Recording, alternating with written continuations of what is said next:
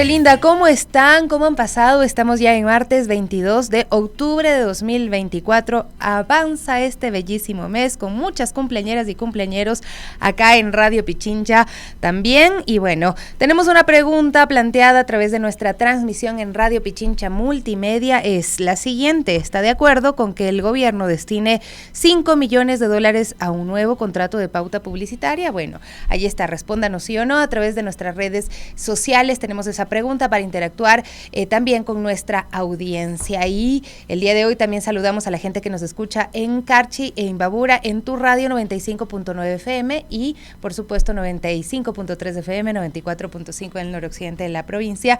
Estamos con Radio Pichincha. Queridos amigos y amigas, nuestra compañera Diana Dávila hizo una publicación recopilando datos que dan cuenta de que 464 niñas de 10 a 14 años han dado a luz en el primer semestre de 2024.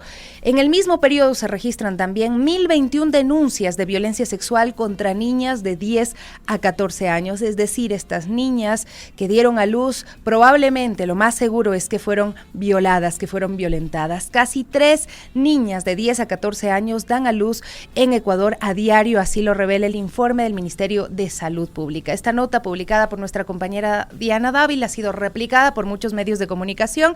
Muchos no nos han dado el crédito, pero bueno, en todo caso es importante que la información se difunda.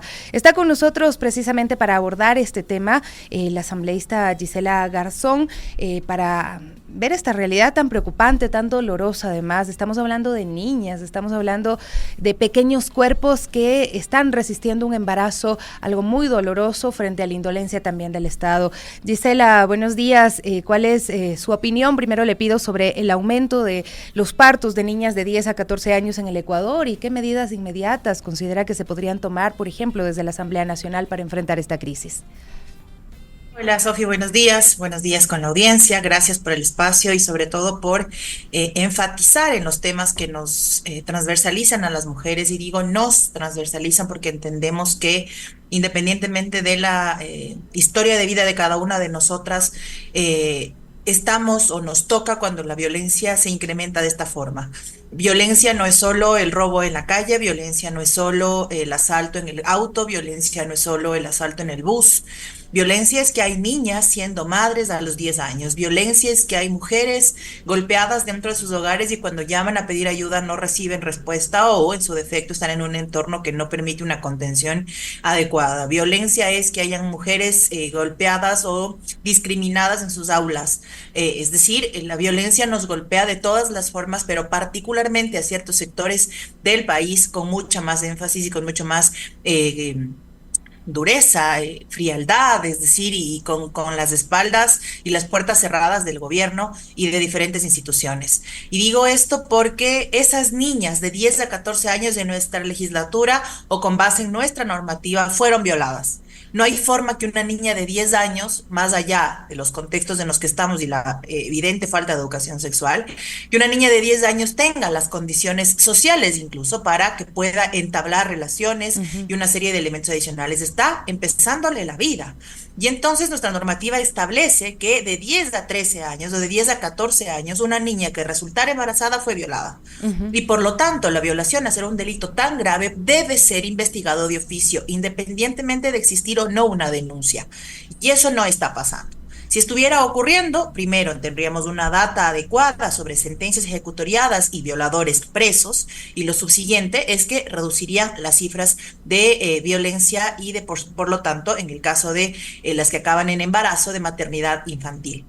Y esto es con base en los datos que tenemos de una investigación, pero la realidad es distinta. Habrá muchas que tienen diferentes condiciones para sus procesos de parto, otras que pueden haber muerto en el proceso de parto, porque si bien las cifras, de acuerdo a un último estudio que se presentó en Flaxo hace poco respecto a los datos del ISO Quito 2024, que es una norma alrededor de parámetros de estándares de violencia, si bien la legalización del aborto por violación reduce las cifras de muertes maternas, no significa que las haya eliminado. Sigue existiendo muerte materna y en el caso de las niñas sus cuerpos apenas están empezando a desarrollarse, Así es. es decir, hay una serie de elementos adicionales y por eso mi particular preocupación cuando la Asamblea debatía el tema de lactancia materna, como que esto fuera primero algo que se debe romantizar y segundo algo que se debe entender en igualdad de condiciones para todas las mujeres. Ujú. Hay, en efecto, mujeres que tienen las condiciones para mantener un embarazo adecuado, con el apoyo profesional de diferentes especialistas, con la toma de multivitamínicos, en fin. Pero hay niñas de 10 años siendo madres y una normativa no puede desconocerlas, mucho menos cuando se pretendía establecer una serie de parámetros alrededor de la obligatoriedad de la lactancia materna como exclusiva. Sabemos que eso es ideal, sabemos que eso es lo necesario, pero también podemos y debemos poner sobre la mesa que hay niñas siendo madres y que tendrán condiciones muy adversas para poder cumplir con esto que se pretendía establecer. Ahora, Gisela, los informes médicos precisamente muestran que todas las niñas embarazadas, absolutamente todas, han sufrido complicaciones obstétricas, y ahí qué medidas de salud integral también se debe implementar para atender a estas niñas y prevenir también estos embarazos, porque bueno, estamos hablando de que, como usted dice, pues pueden morir incluso si llegan con estos partos a término. Ujú. Y ahí es mi siguiente preocupación, Sofi, porque pusimos sobre el debate, lo puso la presidenta de la Asamblea, la posibilidad de levantar el veto al Código de la Salud. El Código de la Salud demoró casi 8 años en construirse Ujú. y al momento de aprobarse, tras una carta y una serie de acciones políticas, Lenin Moreno decide vetarla totalmente. Nuestro país enfrentó una pandemia sin ley, sin normativa de salud, y al día de hoy enfrenta la situación crítica del sistema de salud también sin ley. Y este Código de la Salud incluía la atención especializada a emergencias obstétricas, que un sector de los grupos antiderechos estableció como la puerta abierta al aborto, ¿ok? El día de hoy el aborto está normado por la causal de violación y tiene una serie de parámetros establecidos que ya no tiene por qué significar una preocupación para cierto sector de la población porque está normado y es ley. Y entonces, nuevamente, nos limita la posibilidad de tratar un Código de la Salud que puede tener cosas que reformarla, sí, pero para poderlo reformar hay que levantar el veto. No podemos no reformarlo con una ley congelada. Y entonces allí, por ejemplo, se establecía una serie de parámetros alrededor de emergencias obstétricas. ¿Cuáles?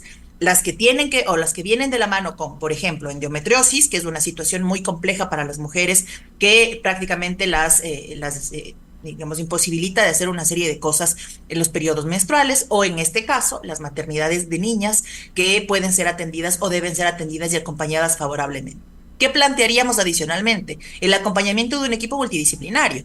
Esto no es solo activar las alertas en los centros médicos cuando llega una niña con, por ejemplo, sospecha de una violación, sino en el caso de una niña con una maternidad, un proceso psicológico acompañado, porque la maternidad no es algo que debemos, insisto, romantizarlo, es una cuestión muy compleja, requiere una serie de responsabilidades, requiere una serie de necesidades económicas, es decir, cambia completamente el proyecto de vida de la madre cuando decide serlo. Y cuando decide serlo y es consciente, perfecto, pero cuando no, en el caso de las niñas, entonces tiene que ser una cuestión mucho más acompañada de contención en su entorno familiar, de posibilidades de chequeos tanto para niño o niña como para ambos niños y para ambas niñas, digamos. Es decir, hay una serie de parámetros adicionales que seguir y que el sistema de salud no está capacitado para cumplir.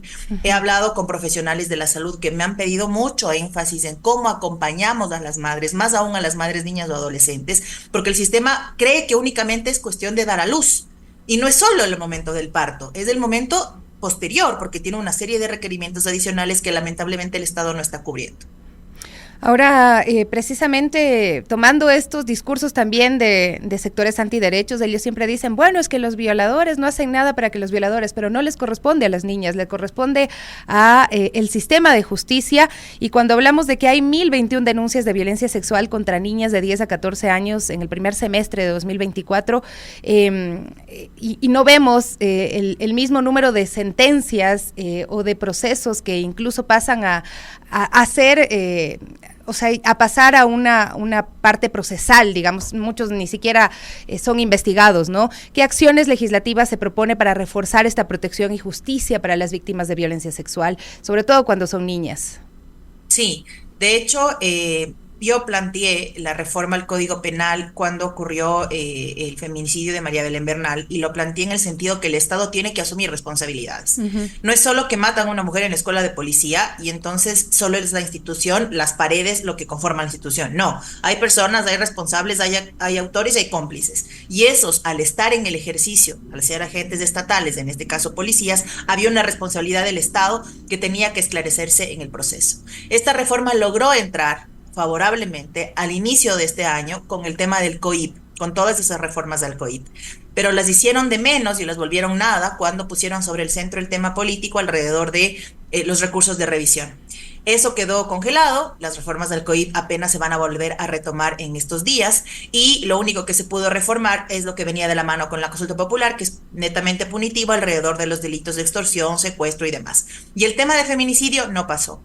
¿Qué es lo que planteábamos? Primero, que se tipifique adicionalmente el feminicidio al femicidio, es decir, que no cambie en absoluto lo que ya existe en la normativa, uno, y dos, que se reconozca al Estado como responsable. Esto significa que las demoras en el sistema de salud, en el sistema de justicia, en el sistema penitenciario, también sean parte de una tipificación alrededor de los delitos relacionados con el género. Y adicionalmente, un planteamiento que tenía la mesa es eliminar cualquier beneficio penitenciario para aquellos que ya están siendo o que ya están detenidos por temas de género, porque estaba pasando eso. Hay tiempos de buena conducta, tiempos de cumplido un determinado porcentaje de la pena, y entonces salen sin haber tenido a la interna del centro penitenciario un proceso de mínimo acompañamiento para una real reinserción social, si fuera el caso, y entonces nuevamente tendremos posibles violadores o posibles femicidas en las calles al haber cumplido un proceso, comillas, de buena conducta dentro de los centros penitenciarios. Con la crisis carcelaria el día de hoy es grave. Y adicionalmente poníamos sobre el debate cómo hacer para que las instituciones a cargo, por ejemplo, de traer femicidas que son detenidos en otros países, pueda ser mucho más ágil. El caso de Valeria, su madre Anabel Campos, que es parte del grupo de Madres Coraje, es uno de los casos más graves alrededor de esto. Ella fue asesinada, y me permites puntualizar esto nada más para que se entienda el por qué se necesita que el Estado tenga responsabilidades. Ella estaba fuera del país, viene y su femicidio se da en un contexto de un supuesto secuestro. El femicida sale del país y logra ser capturado en Alemania. Y lo que pedía Alemania era garantías penitenciarias para que él vuelva a cumplir pena en el Ecuador, pero con mínimas garantías penitenciarias, y el Estado ecuatoriano no pudo responder. Y lo mismo está pasando con un femicida en Chile. El Estado no puede decirle a otros países: sí tenemos garantías penitenciarias, porque ha recorrido el mundo la noticia que en nuestras cárceles hay masacres. Y entonces todo nos golpea directamente a quienes, estamos llevando adelante procesos para lograr capturar a la femicida de Valeria. Pasaron años. Y cuando se lo logra capturar, el Estado no le da respuesta a esa madre. Esa misma falta de respuesta tienen las niñas embarazadas, esa misma falta de respuesta tienen las denuncias que no avanzan, y esas mismas faltas de respuestas tienen responsables que son el Estado y por supuesto sus instituciones. Así es, ¿no? Bueno, en el país les encanta llenar las cárceles de gente empobrecida, pero no de los responsables de crímenes tan atroces como estos delitos contra niños, niñas, adolescentes, contra mujeres. Camila Eguiguren hace unos días estaba en lleva años, está creo que terminando la segunda instancia y ahora esperan casación. Fue violada a los 7 años, durante varios años, y su desesperación es que el violador ya se va a morir y no va a pisar la cárcel y no va a pagar, no va a ser responsabilizado. La semana pasada hablábamos de una niña violada en Machala. Su padre hace que la viole su hijastro, y más bien esta familia es amedrentada y el proceso no avanza. Entonces, ¿de qué estamos hablando, no? Y pues cuando vemos que este informe del Ministerio de Salud también menciona 2 casos de niñas embarazadas con VIH y un sistema de salud que no responde absolutamente a nadie, no responde a los adultos, peor a los niños, niñas y adolescentes, ¿cómo desde la Asamblea también se puede presionar y poner, normativas que puedan obligar al sistema de salud a funcionar? Sí, y sumo a este caso uno más que tiene que ver justamente con el juego del sistema de justicia y es el femicidio de Camila, que la Ujú. fiscalía decidió investigar como suicidio porque ella en efecto cae de un piso alto y al momento en el que su familia reclama y dice, no, ella, hay testigos, a ella la maltrataron, ella no es que se cayó porque quiso, no se trata de un suicidio, empieza el proceso por femicidio y lo que hace la defensa del femicida es denunciar a la familia por una serie de injurias y demás. Y entonces la madre de Camila, que es la que está pidiendo justicia, Ujú. tiene que presentarse en la Fiscalía de Ibarra todas las semanas, porque es la medida que le dieron a propósito de la investigación que ella enfrenta por pedir justicia por su hija. Es decir, todo el sistema está fallando. El de salud, el de justicia, el de acompañamiento, la Defensoría del Pueblo, la Defensoría Pública, todo el sistema está fallando. ¿Qué planteamos? Varios temas. Primero, vamos a insistir en el tema del COIP y que se incluya. Afortunadamente, la comisión ha mostrado toda la apertura para que así sea. Yo debo destacar la cercanía del presidente de la Comisión de Justicia, Fernando Cedeño, que se ha personado de estos temas en particular y que ha puesto, digamos, toda su voluntad para incluirlos en los informes de este tema. Y otro en particular que tiene que ver con los temas de niñez y adolescencia para que en el Código de la Niñez que está avanzando, pues pueda incluirse. Me preocupa en particular el bloqueo del Código de Salud, porque eso lo que hace es obligarle a la legislatura a tener leyes para todo dispersas. Entonces, ahora mismo la Mesa de Salud trata la ley de cáncer cervicuterino, la ley de enfermedades raras catastróficas y demás, o una sobre fibromialgia, es decir, un montón de normativa suelta que debería estar toda incluida en el Código de la Salud. Sin embargo, se puede establecer una serie de reformas adicionales, sí, pero a mí me parece en particular que pasa por los reglamentos que tiene el Ministerio de Salud. Por ejemplo, en el caso de el aborto, en el caso de la interrupción del embarazo, el reglamento viene del 2015. En efecto, cuando entonces ministra Karina Vance establece un reglamento muy importante para el acompañamiento y la atención con los fármacos que además no significaban mayores rubros para el Estado. Y ese reglamento no ha sido actualizado como Ujú. correspondería, mucho menos entendiendo la situación de violencia de nuestro país. Y esos reglamentos se aplican directamente en el sistema de salud. ¿Qué haremos por nuestro lado? Procesos de fiscalización, por supuesto, y ojalá recibamos las respuestas de los ministros como corresponden y a tiempo. Aquí tiene que haber un trabajo interinstitucional del Ministerio de la Mujer, del Ministerio del Interior en temas de seguridad, del Ministerio de Salud en términos de acceso a la salud, del Ministerio de Educación, porque en las aulas también están pasando actos de violencia y las estamos viendo en otros países. Bolivia es el último caso, ¿no es cierto? Y hemos visto escandalizados y con mucho dolor cómo en el aula apuñalan a un estudiante y nadie hace nada. No esperemos que algo así le pase a nuestro país, sino tomemos medidas previas y no temas de autoayuda como le gustan a la ministra, sino medidas reales que puedan aplicarse en las aulas. Y todo eso tiene que venir de la mano de un ministerio que haga cabeza, que debería ser el Ministerio de la Mujer, pero lamentablemente no es así.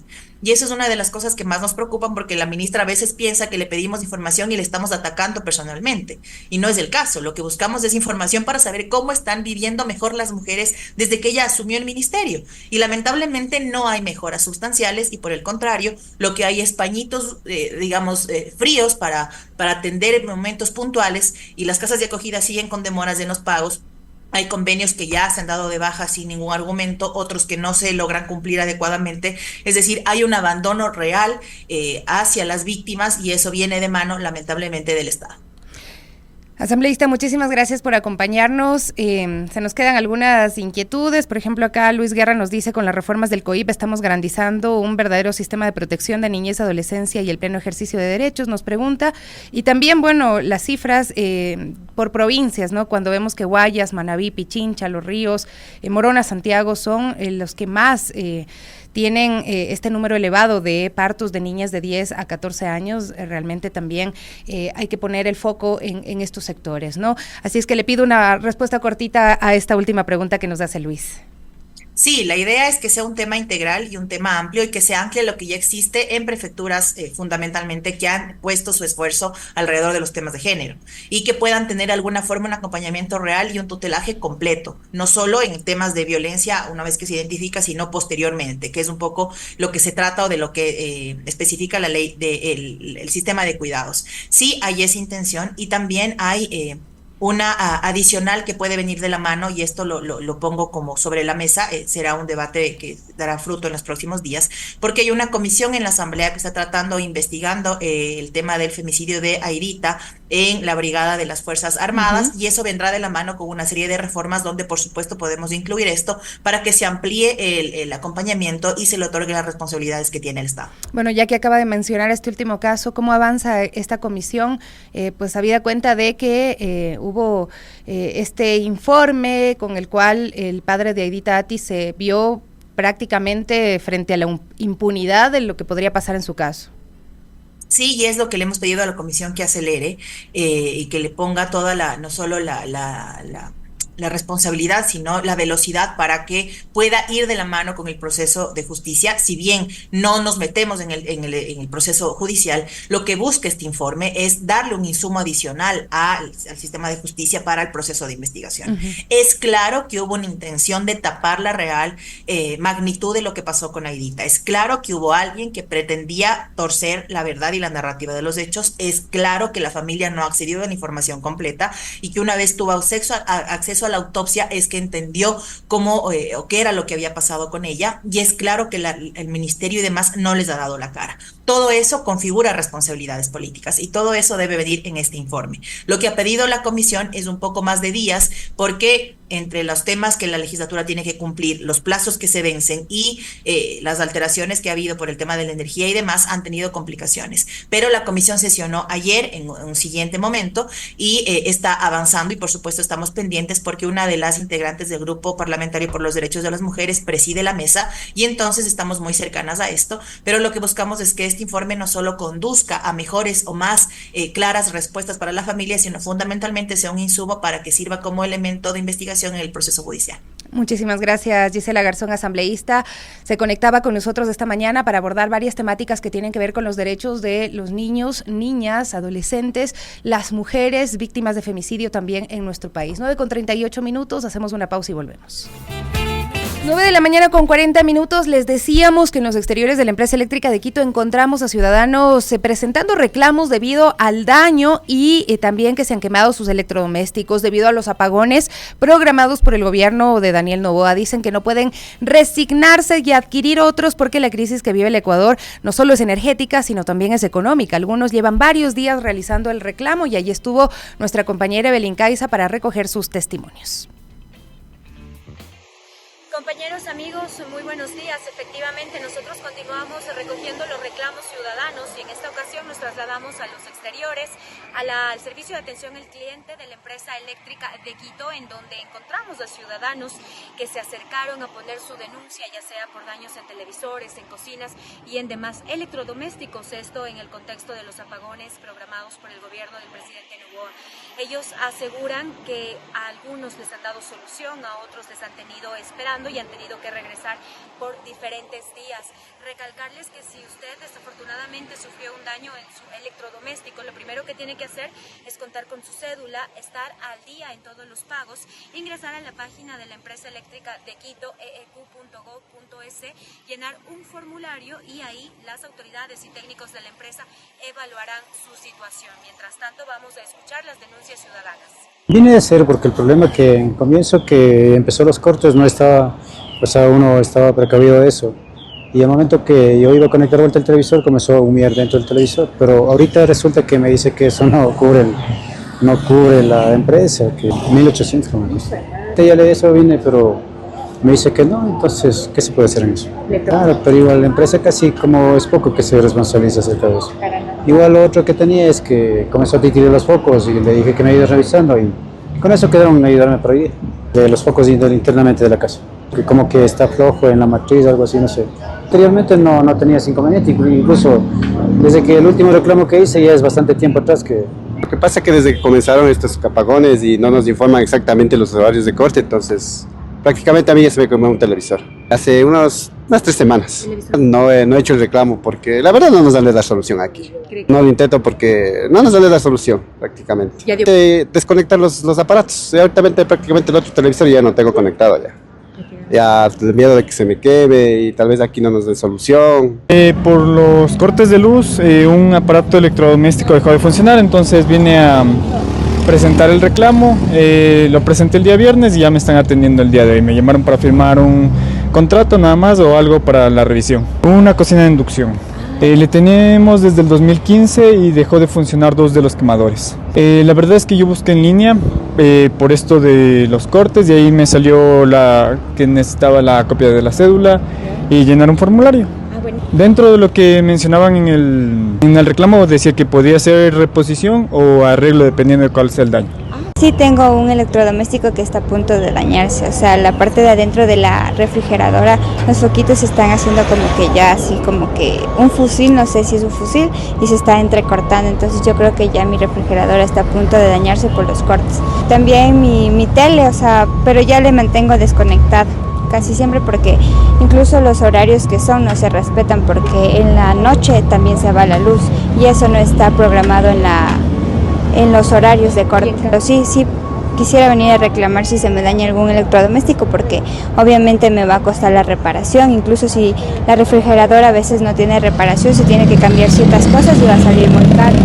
Y bien, como pudieron escuchar, desafortunadamente, a pesar de que algunos vecinos han cumplido el proceso de reclamo, les dicen que pues la empresa no les va a cubrir el daño, a otros les han dicho que van a estar esperando, que pueden enviarles un técnico o que pueden reponerles el electrodoméstico. Ellos esperan que así sea, pero por lo pronto hacen un llamado también al presidente y al gobierno, ya que aseguran que la crisis no solo es energética, sino económica y que ellos no cuentan con el dinero para comprarse un electrodoméstico en caso de daño. Nosotros continuaremos recolectando testimonios de los vecinos que se acercan a la empresa eléctrica de Quito a poner los reclamos en el contexto de los apagones.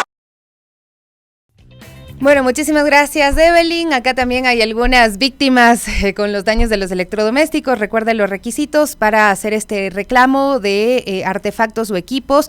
Este requerimiento está dirigido para personas naturales o jurídicas que deseen reclamar por el daño de sus artefactos y o equipos eléctricos asociado al servicio proporcionado por la empresa eléctrica Quito. Si es persona natural, tiene que llevar la cédula de ciudadanía, identidad o pasaporte en caso de ser extranjero, estar al día en el pago de la factura de servicio de energía eléctrica, el formulario de reclamos por artefacto y equipos dañados, llenado y firmado por el dueño de los artefactos, y si es persona jurídica, el RUC y el nombramiento del representante legal. Si el trámite lo va a realizar otra persona que no sea el titular, debe además presentar la autorización por escrito y cédula del autorizado. Haga el reclamo, porque definitivamente no es su culpa que se hayan dañado los electrodomésticos, ¿no? Aquí hay un tema complejo que está viviendo el país, pero tienen que hacerse cargo quienes son los responsables de esta crisis que está viviendo el país. 9:46, pasamos a otro tema. Bueno, ayer ya lo habíamos visto, les habíamos mencionado sobre esta campaña que está realizando como cada año la Fundación Jonathan para vender colada morada o agüitas de pan y poder ayudar. Así es que está con nosotros Catalina Avilés y también el chef de la Mesa de los Chefs. Muchísimas gracias por acompañarnos en esta mañana. Mauricio Recalde, vocero de la Mesa de los Chefs. La Fundación Jonathan ha lanzado esta campaña Brindemos con colada morada, un gesto de amor. Katy, qué gusto saludarle nuevamente acá en Las Guarmis.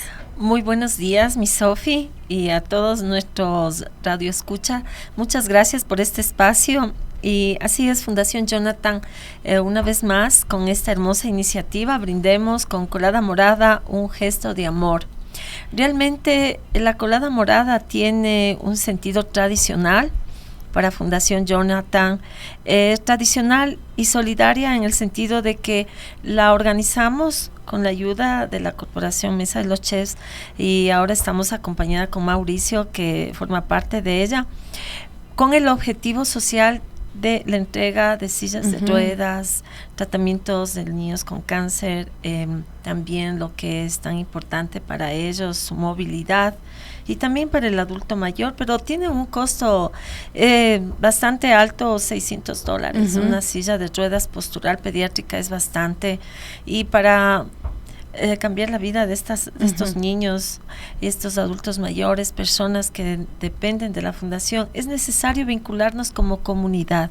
Por eso es la invitación, ¿no? Me parece súper interesante porque si uno habla y recuerda cuando de niño o de niña tomaba una colada morada, era la que hacía a veces la abuelita, a veces la tía, pero venía a dejar en la casa, entonces tenía ese sentido de compartir, ese sentido solidario.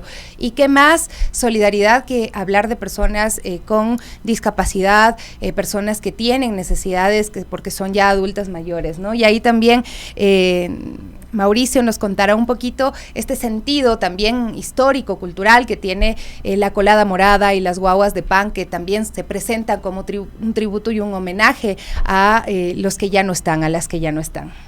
Así es, la colada morada es un plato típico, es una bebida que se utilizaba para celebrar el Día de los Muertos. Y la gente llevaba muchas veces al cementerio a compartir la colada morada con la familia, alrededor del muertito de la familia. Eso es siempre un tema para recordar. En el caso de mi familia siempre nos reuníamos con la familia para recordarnos y estar juntos y compartir, hacer las guaguas de pan. Así que era siempre un tema de unión, de compartir. Y bueno, trasladando a esto desde la mesa de los chefs, nosotros queremos siempre ayudar a la Fundación Jonathan porque nos damos cuenta que están haciendo un trabajo súper importante. Ayudan a 700 familias y esa es una cantidad importantísima de gente que se beneficia de toda la ayuda que está haciendo la Fundación. Mauricio, ¿cómo es cocinar para otros y cocinar para una buena causa? Cocinar siempre es un acto de amor. Entonces, cocinar para otros es demostrar el cariño que se siente hacia las otras personas por medio de la cocina. Ayudar a otras personas es muy satisfactorio. Personalmente en mi vida hemos estado mucho tiempo vinculados a diferentes tipos de formas de ayudar a las personas desde distintos ámbitos, siempre relacionados por la gastronomía o por la agricultura. Así que siempre ha sido un tema bien bonito y satisfactorio de estar ayudando a las personas de alguna manera. Qué bueno, qué lindo que la Mesa de los Chefs se haya sumado a esta iniciativa y veía que había más voluntarios, voluntarias que están involucrados constantemente con la Fundación Jonathan. Así es, también indicar, ¿no?, que tenemos también el apoyo de un panadero especialista en guaguitas de pan. Él en este tiempo viene de vacaciones, vive en España, pasa acá y luego retorna, ¿no? Tenemos unas deliciosas guaguas de pan de sabores. Este año hemos hecho de sabores. El año anterior solo hicimos manjar y guayaba, pero ahora tenemos frutilla, queso y chocolate. Vamos cumpliendo las pues expectativas de nuestros solidarios, clientes y padrinos. Por eso es un ganar-ganar, ¿no? Así es. Mira, si ofrecemos un plato típico, en este caso la colada morada, siempre lo hacemos con una parte esencial que es el amor a la gente que apoya estas causas sociales. En especial, la Fundación Jonathan depende de esa solidaridad, del granito de arena, del compartir, del apoyar. Y recordarles que es la mejor forma de recordar también a nuestros seres queridos, a esos ángeles de luz que se nos adelantaron, y brindar con ellos, haciendo un gesto de amor, brindándonos la colada morada, y juntos podemos transformar la vida de cientos de familias, con 700 decía Mauricio. 700 familias que cada una tiene un niño con un parálisis cerebral 100%. O cáncer. Hay niños que tienen leucemia, otros tienen cáncer a algún parte de su cuerpito, en el cerebro, en el ojito, en el brazo, en la pierna, pero ellos necesitan, niños que tienen insuficiencia renal. Y son personas que además vienen pasando un viacrucis en el sistema de salud y que llegan a apoyarse, a buscar lo que no les han dado en el sistema de salud público del país. Así es, mira, nosotros hacemos gestión para entregar sus medicinas, sus pañales, sus vitaminas. También nosotros trabajamos mucho por erradicar la desnutrición crónica infantil. Por ende, todos los recursos que necesitamos son $6,000 ahora. Necesitamos vender 3,000 vasos de colada morada y los precios son accesibles, $3. Tú vas a recibir un vaso de 12 onzas, una guaguita de pan rellena del sabor que gustes y 120 gramos pesa. Y 25 centímetros, entonces es grande.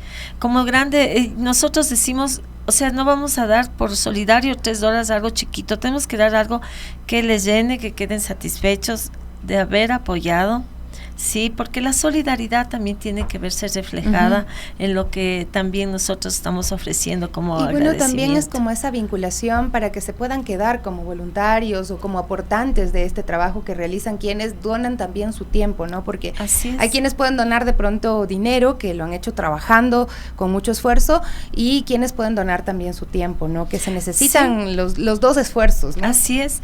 Nosotros les invitamos siempre a hacer un voluntariado corporativo.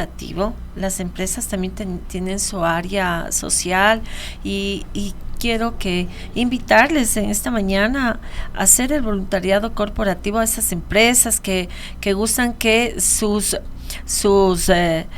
la parte que es de las personas que laboran en la empresa, entonces sus colaboradores conozcan ese otro lado social y sepan que ellos, al donar su tiempo y estar allí brindando su tiempo, una actividad, sirviendo los alimentos, compartiendo con los niños, los adultos mayores, se van a sentir motivados en ayudar mucho más y de muchas otras maneras. El voluntariado es un acto de amor.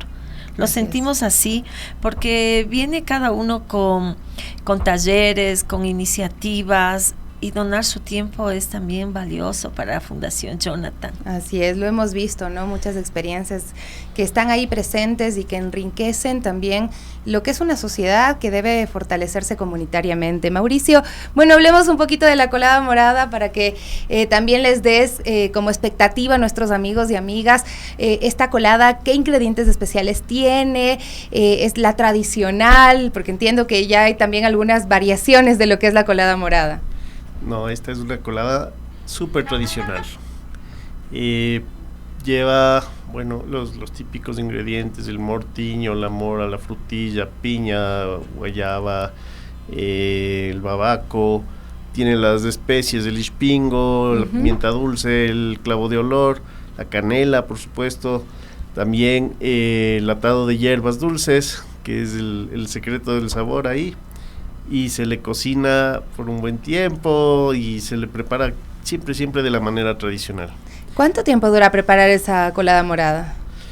Se demora unas cuantas horitas porque es una olla bien grande la que se prepara.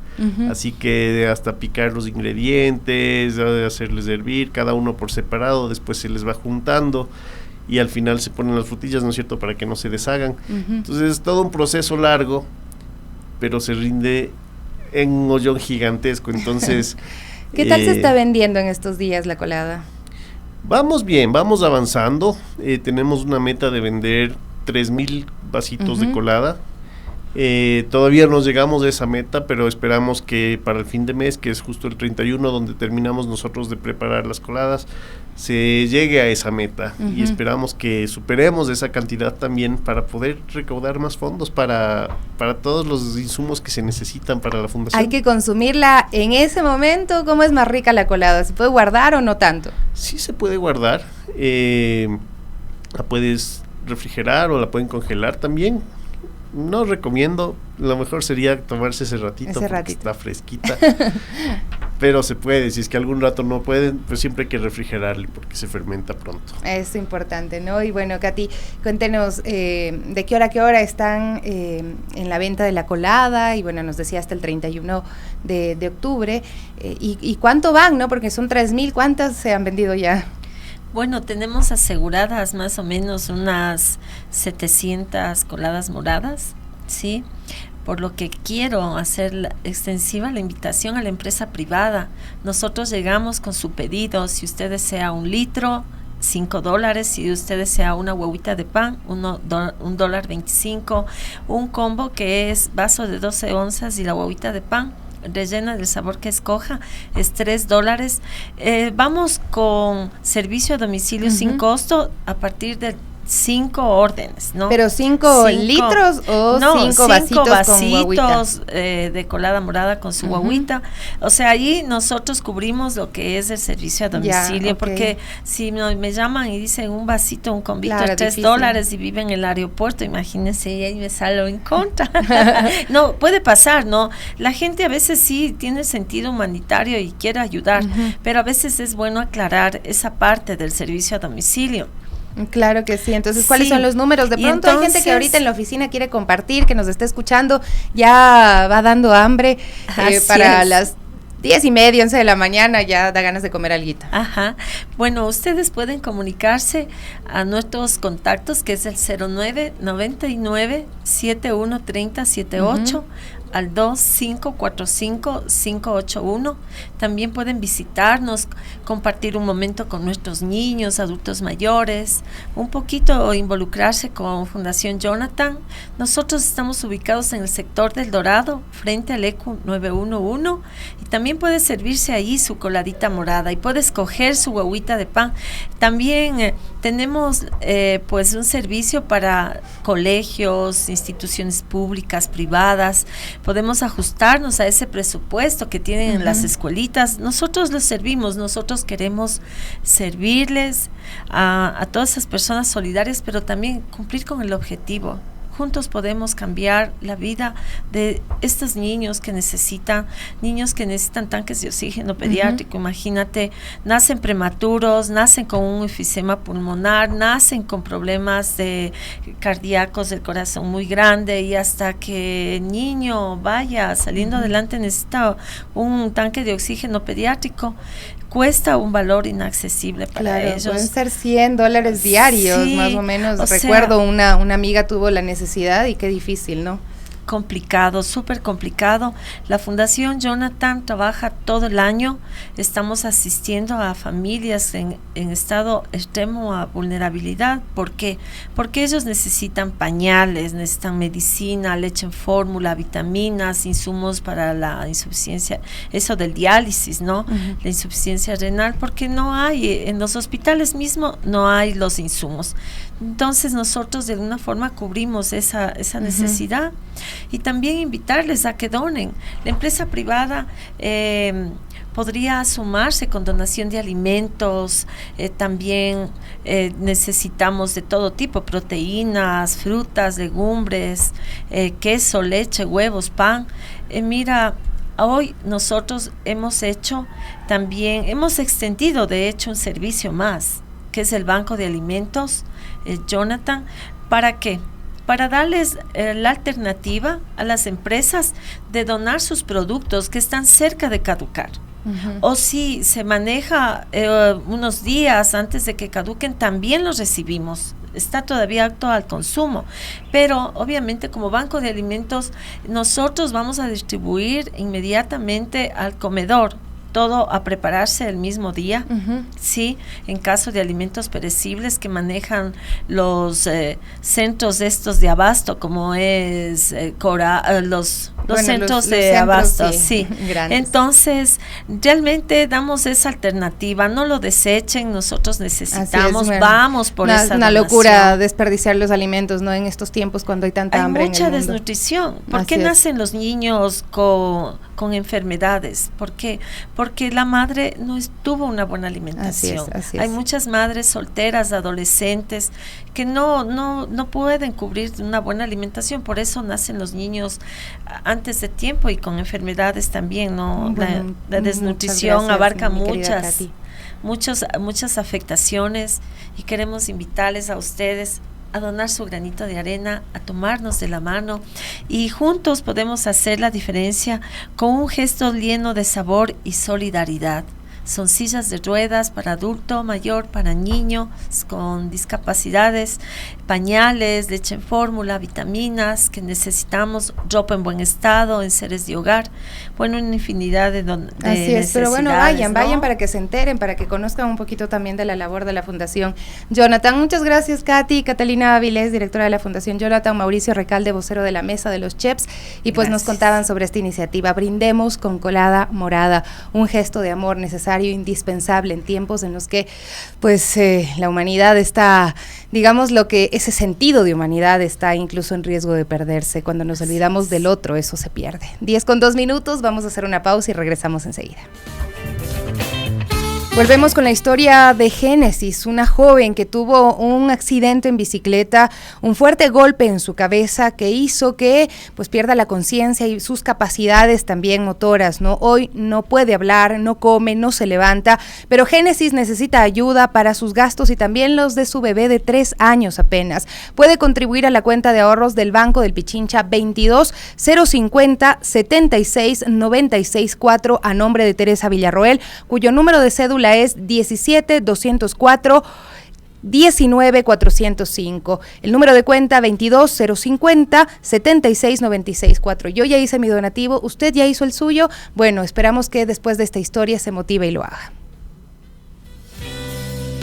Pasado 2 de septiembre a las 8:30 de la mañana, la vida de Génesis Villarroel cambió por completo. Ella tiene 22 años y aquel fatídico día salió en su bicicleta a una capacitación del trabajo. Se dirigía por la calle Francisco Pita y desafortunadamente los frenos de su bicicleta no le funcionaron. Videos captados por las cámaras de seguridad del sector indican cómo, a una velocidad considerable, Génesis se estrella contra la pared de un edificio. El doctor me dijo que le habían hecho una tomografía.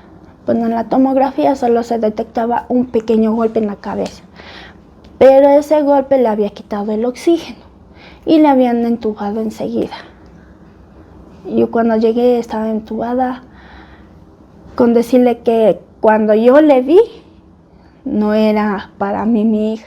Su rostro quedó irreconocible debido a los golpes que también afectaron su cabeza, rompieron su pierna y su clavícula, lastimaron sus costillas y la dejaron entubada durante 15 días. Con la ayuda de los moradores del sector lograron trasladarla al hospital y tras varios estudios le detectaron axonal difuso de 3er grado, una causa frecuente de coma y discapacidad grave después de un trauma cráneoencefálico, es decir, un fuerte golpe en la cabeza. Ese es el golpe más grave que hay y que con el pasar del tiempo, si Dios lo permite, podría llegar a sentarse. De lo contrario, ella puede quedar como un bebé. Teresa, su madre, recalca que el estado de su hija es el de un bebé que no razona. Tampoco puede comer, ni hablar, ni levantarse. La alimentan mediante sonda y usa pañal. Y aunque los médicos no dieron mayores esperanzas, su madre, quien además dejó su trabajo para cuidar 24/7 de su hija y de su nieta de 3 años, no pierde la fe y por lo pronto hace un llamado a la solidaridad. Génesis necesita los pañales Prudencial. Eso se consigue en las farmacias, en talla mediana y son de adulto. El Diven igual, se consigue solamente en las farmacias. Son, ya digo, $5 por cada frasquito. El paquete creo que está en unos $22, de 4. Si desea, también puede contribuir con donaciones económicas al número de cuenta de ahorros del Banco del Pichincha 22 05 07 69 64, a nombre de Teresa Villarroel, cuyo número de cédula es 17 20 41 94 05. Para Radio Pichincha, Evelyn Caiza. Listo, con la nota que acabamos de pasar, esperamos haber tocado corazones también, queridos amigos y amigas, y recuerden, el número de cuenta es el 22 050 76 96 4.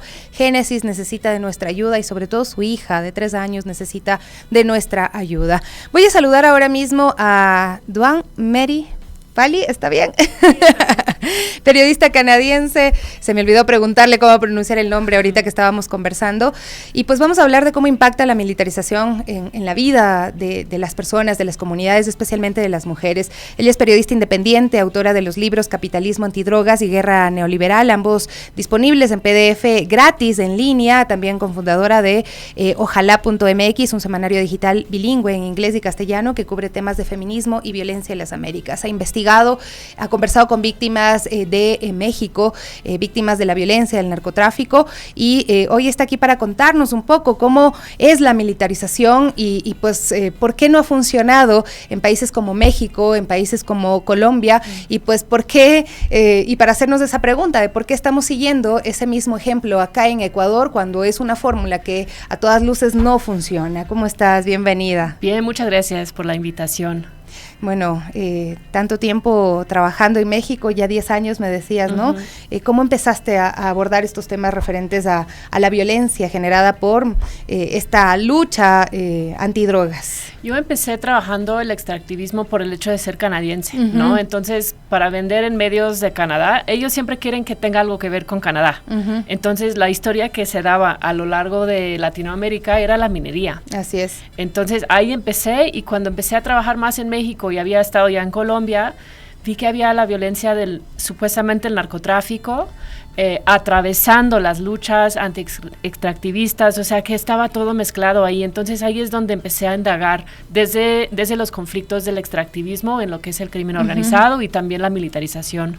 Bueno, esto importante porque acá también en Ecuador tenemos mineras, muchas de ellas canadienses, ¿no? Y siempre que preguntamos y hablamos sobre migraciones, por ejemplo, cuando decimos por qué salen la gente de los países y por qué hay ese estigma también en los países del primer mundo contra estas personas cuando son quienes provocan las crisis que hacen que deban huir también de sus territorios, ¿no? Pero en el caso específico de México, ¿cómo ha evolucionado esta militarización en los últimos sexenios y qué pasó en el gobierno de Andrés Manuel López Obrador?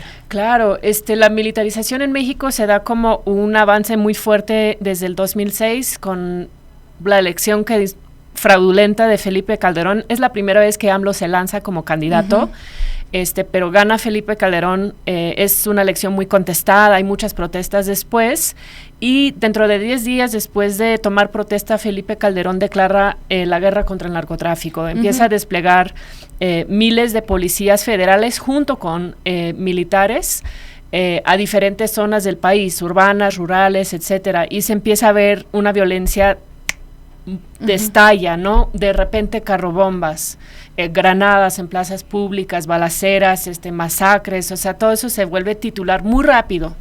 Y pues el siguiente sexenio siguió más o menos igual con Enrique Peña Nieto, la misma estrategia, digamos, de combatir, entre comillas, el narcotráfico a través de la militarización. AMLO se elige con una promesa ya finalmente en el 2018 de acabar con la guerra, de pacificar el país, y pues tristemente termina militarizando el país más que nunca. O sea, ahorita tenemos más militares desplegados de lo que había en los demás sexenios. Hizo la Guardia Nacional, que prometió que iba a ser una fuerza civil, ahorita está totalmente controlado por el ejército, son soldados los de la Guardia Nacional, y los militares están metidos en muchos negocios que antes no, por ejemplo, ferrocarriles, como es el Tren Maya, pero también aeropuertos, tienen aerolínea, los puertos, las aduanas y un largo etcétera. Entonces vimos un progresismo militarista, con un discurso diferente, pero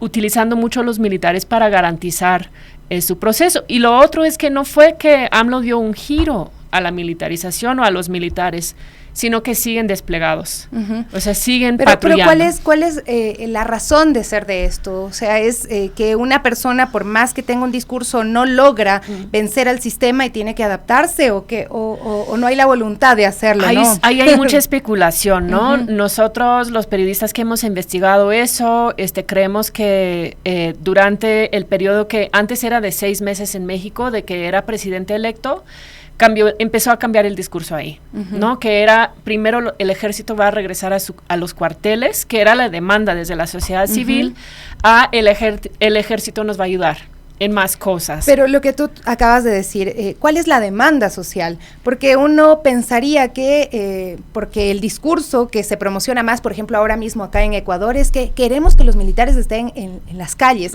y al final del día no es tan cierto, o sea, la sociedad no pide necesariamente eso. Sí, primero, creo que hay un problema con abordar así que la gente pide más militares, que no hay más opción. Se siente que está el horizonte cerrado, que la única forma de responder a lo que es el crimen organizado es a través de la militarización. Pero lo que hemos visto en México es entre más militarización, más violencia. Eso nos dice las estadísticas, eso nos dice los estudios empíricos que se han dado, por ejemplo, en donde se ha desplegado fuerzas militares. Entonces, en México hay mucho discurso de que el ejército es ejemplar, es diferente a los demás ejércitos de América Latina, por ser un ejército que nace de la Revolución Mexicana, que pues sí ya tiene 100 años, pero igual ahí hay un discurso muy excepcionalista. No somos Argentina, no había junta militar, un largo etcétera, que se usa como para justificar mandar militares, pero yo acá sí, también, bueno, te hablan de la dicta blanda, ¿no? De cuando hubo dictadura, ¿no? De que los militares no fueron tan duros como en el resto de países, sino que más bien fueron blandos y participaron en el progreso, en la construcción, etcétera, pero dictadura es dictadura, ¿no? Y el tema de la militarización tiene un montón de componentes que pueden afectar más a unos sectores que a otros, ¿no? O sostener los privilegios de unos por encima de el bienestar común. Y si revisamos la historia de México, no es así, o sea, la famosa masacre de Tlatelolco en el 68, esa masacre fue realizada por soldados, o sea, sí hay hitos muy importantes en la historia mexicana que demuestra que el ejército sirve al partido en el poder y sirve al poder finalmente, ¿no? Y desde los generales, que realmente se ha vuelto una clase de élite en México, no hesitan en desplegar, en usar la fuerza contra civiles. Eso, por ejemplo, hemos visto en el famoso caso de Ayotzinapa, ¿no? La desaparición de los 43 estudiantes de la escuela normal en Tixla Guerrero, donde no encuentran los 43. Eso fue una promesa de campaña de AMLO, y creo que eso es muy importante. Muchos leemos el voto pro AMLO en el 2018 como un voto que rechaza la violencia, que pide otra estrategia de seguridad, que pide un fin de la guerra, y lo triste es que termina pactando de nuevo con los militares para garantizar su proyecto político, y aparte usar los militares para estos otros proyectos de infraestructura, etcétera, sin, por ejemplo, resolver el caso de Ayotzinapa. Así es. Resolver ese caso depende de la cooperación del ejército, y ellos siguen negando acceso a más de 800 folios que podrían ayudar a dar con el paradero de los 43. Mari, te voy a pedir dos cosas. Una, que mires a la cámara, porque estamos como dándole un poco la espalda. Y bueno, también pensar en cuáles son las principales consecuencias de la militarización también para las mujeres, particularmente las que lideran estas luchas contra la violencia estatal. En México están las buscadoras, las madres de hijos desaparecidos. Hay una realidad, es que uno, pues cuando empieza a leerlas nada más, te duelen muchísimo. Sí, pues ha tenido un efecto muy fuerte en toda la sociedad, en los vínculos, en la reproducción social. Tenemos muchos estudios que nos enseñan un poquito qué pasa con la militarización con las mujeres. Por ejemplo, se dejan de moverse fuera de casa a ciertas horas, como toque de queda informal, más acoso, más violencia, pero también muchas veces, por ejemplo, con la desaparición o con los homicidios que se cometen en este contexto, se vuelve un proceso donde las familias son cada vez más precarizadas, porque muchas veces es el hombre que desaparece, entonces deja su mujer y nietos, hijos, etcétera, uno tratando de hacer la búsqueda y dos tratando de buscar recursos para la familia. Entonces afecta demasiado la vida de las mujeres. Lo que sí es que las mujeres buscadoras se han vuelto como un referente al nivel nacional, una autoridad moral en el país. Son ellas que buscan en terreno, buscan a fosas, pero también buscan en vida, ¿no? En hospitales, en cárceles. Hay más de 160 colectivos de búsqueda ahorita en México, y son realmente una de las voces morales más fuertes en el país ahorita, y están muy preocupadas también por cómo está pasando. Luchan contra el sistema y contra la impunidad, ¿no? Pero en algún momento todos estos casos se destapan. El problema es que es muy a futuro y no aprendemos como de esas lecciones que nos ha dejado la historia y estos episodios de autoritarismo que hemos tenido en nuestros países. Sí, luchan primero por sus hijos, ¿no? Y también hay mujeres que han estado luchando desde los 70s, desde lo que fue la Guerra Sucia en México, donde ahí la mayoría de las personas desaparecidas sí fueron desaparecidas por el ejército. Eso lo sabemos, está documentado. Pero pues es esta búsqueda por justicia también, o sea, buscar encontrar a sus hijos, pero también buscar la justicia, y la clave también hay la no repetición. O sea, que se deja de desaparecer personas, y desafortunadamente en el sexenio de AMLO desaparecieron casi 50,000 personas. O sea, no deja de ser un tema, aunque ahorita, por ejemplo, la presidenta Claudia Sheinbaum ha empezado a hablar de secuestros en lugar de hablar de desaparecidos. Así sí hay una voluntad desde el Estado ahorita en México de cambiar la narrativa, pero lo que no vemos un cambio tristemente es en la violencia que se sigue ocurriendo en territorios, repito, urbanos y rurales. Mary, tú mencionas también posturas feministas, ¿no? Que estas posturas feministas más relevantes sobre la militarización se están gestando en espacios no académicos. ¿Cómo se pueden articular también estas experiencias con la investigación académica para potenciar también estas resistencias o esta lucha por la desmilitarización en México? Yo creo que algo muy fuerte, y eso también surge de la fuerza de los colectivos de búsqueda, es las víctimas en el centro. O sea, no llegar a hablar de la militarización como si fuera algo tan abstracto, sino que las personas muy expertas de cómo está ocurriendo en sus colonias, en su barrio, en su territorio, son las personas muchas veces sobrevivientes o familiares de personas víctimas directas de la militarización y de la paramilitarización que provoque, porque es otra parte del argumento. No solo estamos hablando de fuerzas militares, sino que el caso Ayotzinapa, que siempre yo digo, el caso Ayotzinapa es único porque ha sido investigado. Pero no es único porque es el único caso tan grave que ha habido en México. Hay muchos más casos similares a Ayotzinapa, pero que no investigan, no hay investigación. Lo que sabemos de Ayotzinapa es que los militares están muy metidos juntos a los grupos criminales, las bandas criminales, y eso lo estamos llamando un proceso de paramilitarización, que también sirve finalmente al poder represivo del Estado, y es algo que las mujeres y las personas directamente afectadas nos pueden contar, y desde ahí y con ellas juntas, pues ir tejiendo cómo estamos entendiendo la militarización y estos procesos. Y Mary, también tú destacas, por ejemplo, en este libro de capitalismo antidrogas, pues la relación precisamente que hay, como ese pacto que tiene el tema de la militarización, los grupos económicos de poder, como el extractivismo, y cómo este nombre de la lucha antidrogas pues termina siendo para sostener estos poderes ya establecidos. Sí, y eso es algo, por ejemplo, que hemos estudiado desde Colombia, más que todo desde Plan Colombia, y también es entender ahí el papel de Estados Unidos en estructurar esta forma de guerra. En Colombia hemos visto por medio de diferentes juicios colectivos, por ejemplo, el caso Chiquita, el caso Drummond, el caso BP, en casos donde en el momento, en el terreno, a lo mejor se estaba diciendo que es algo que ver con el narcotráfico, con el combate al narcotráfico, pero que realmente lo que pasó ahí fueron casos de despojo forzado, de desplazamiento forzado a favor de una empresa privada realizada por parte de grupos paramilitares. Y eso se dio a conocer mucho a través de la organización de las mismas personas víctimas, y a veces a través de juicios, y vemos algo muy similar en México también.